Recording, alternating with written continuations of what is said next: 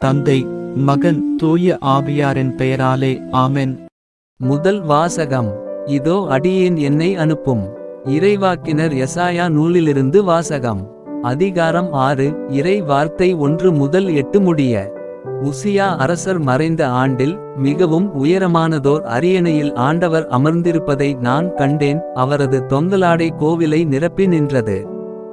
அவருக்கு மேல் சேராபீன்கள் சூழ்ந்து நின்றனர். ஒவ்வொருவருக்கும் 6 இறக்கைகள் இருந்தன.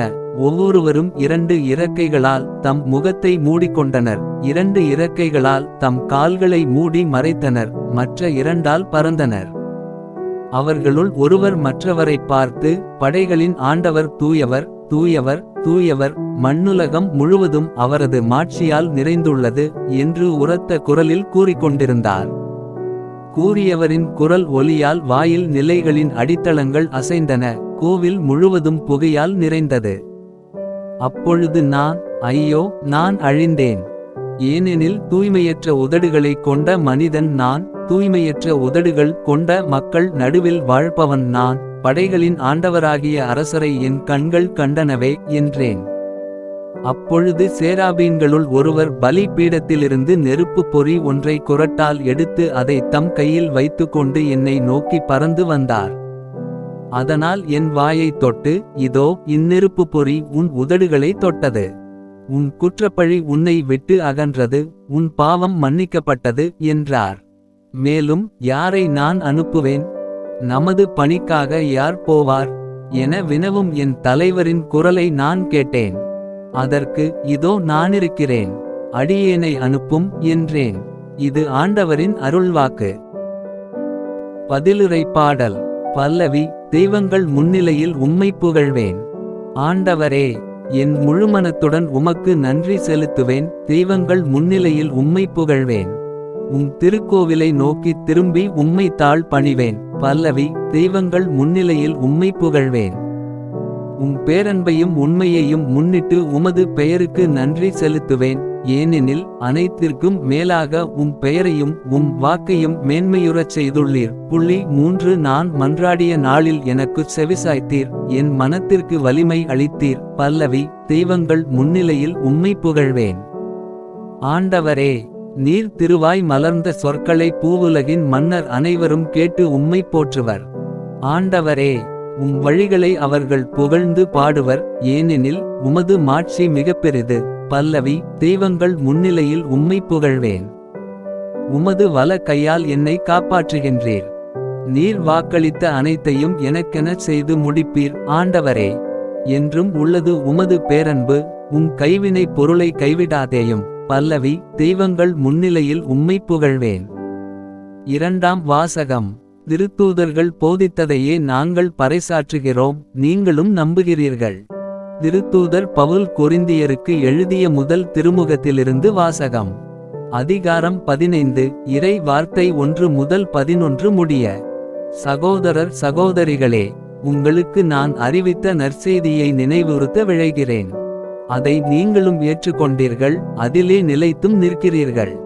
நான் உங்களுக்கு அறிவித்த நற்செய்தியை நீங்கள் உறுதியாக பற்றிக் கொண்டிருந்தால் அதன் வழியாக மீட்பு அடைவீர்கள். இல்லையேல் நீங்கள் கொண்டிருக்கும் நம்பிக்கை பொருளற்றதே. நான் பெற்றுக்கொண்டதும் முதன்மையானது என கருதி உங்களிடம் ஒப்படைத்ததும் இதுவே. மறைநூலில் எழுதியுள்ளவாறு கிறிஸ்து நம் பாவங்களுக்காக இறந்து அடக்கம் செய்யப்பட்டார்.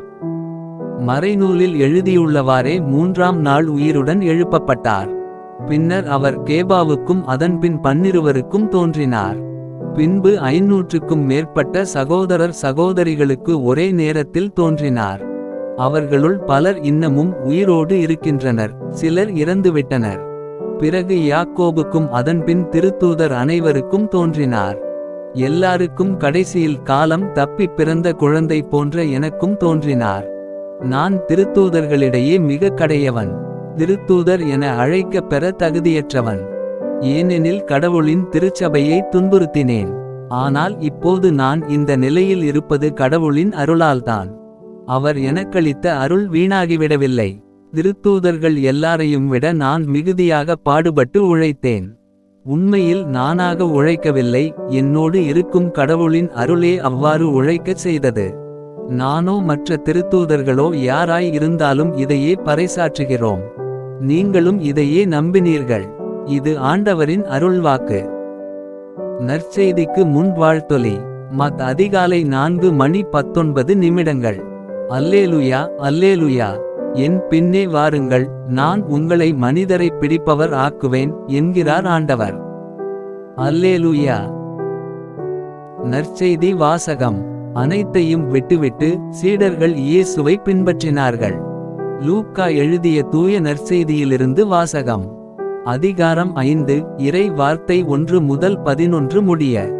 ஒரு நாள் இயேசு கெனசரேத்து ஏரிக்கரையில் நின்று கொண்டிருந்தார். திரளான மக்கள் இறைவார்த்தையை கேட்பதற்கு அவரை நெருக்கிக் கொண்டிருந்தனர். அப்போது ஏரிக்கரையில் 2 படகுகள் நிற்க கண்டார்.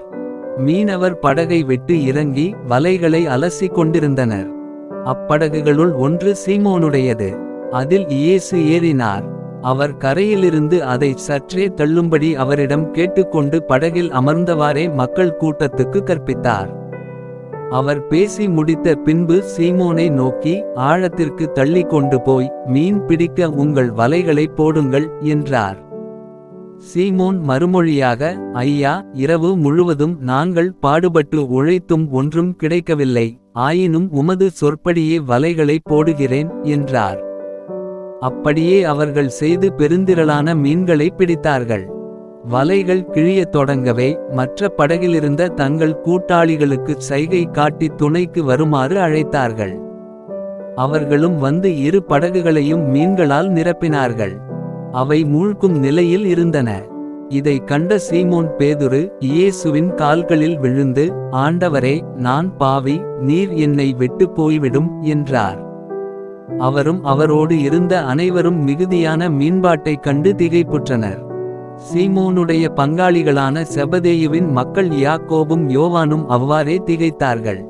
இயேசு சீமோனை நோக்கி, அஞ்சாதே, இது முதல் நீ மனிதரைப் பிடிப்பவன் ஆவாய் என்று சொன்னார். அவர்கள் தங்கள் படகுகளை கரையில் கொண்டு போய் சேர்த்தபின் அனைத்தையும் விட்டுவிட்டு அவரை பின்பற்றினார்கள். இது ஆண்டவரின் அருள்வாக்கு.